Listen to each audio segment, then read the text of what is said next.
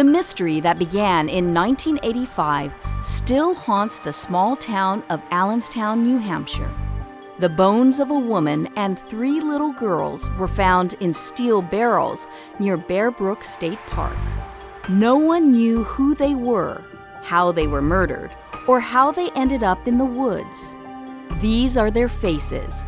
Forensic artists at the National Center for Missing and Exploited Children created these images of what the woman and 3 children might have looked like in life. DNA testing reveals that the woman is related to the youngest and the eldest girl, but not the middle child. The hunt for answers has taken investigators across the country, running down leads and searching for any clues that might finally help identify the woman and the little girls. That search led them to this man, the prime suspect in the quadruple homicide.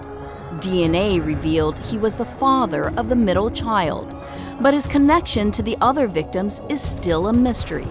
Cops say he's had many run-ins with the law. I've always tried to live by the model that there's no defense against the truth. But sometimes it's hard to find out what the truth is. And he's used many aliases: Bob Evans, Larry Vanner, Curtis Kimball. The list goes on and on. When he died in prison several years ago, cops didn't know his true identity. After dozens of leads, investigators now know his real name, Terrance Peder Rasmussen. Even though cops now know his true identity, it's still not enough. They need your help to identify his 4 murder victims. Here's what we know right now.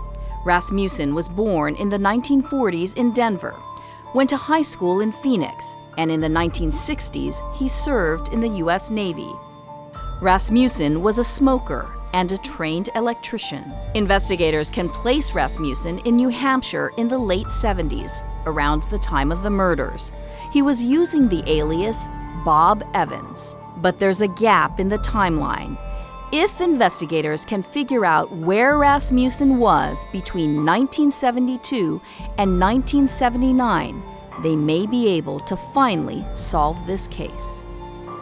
If you have any information, please call the New Hampshire State Police or the National Center for Missing and Exploited Children. Help us give this woman and these 3 little girls their names back.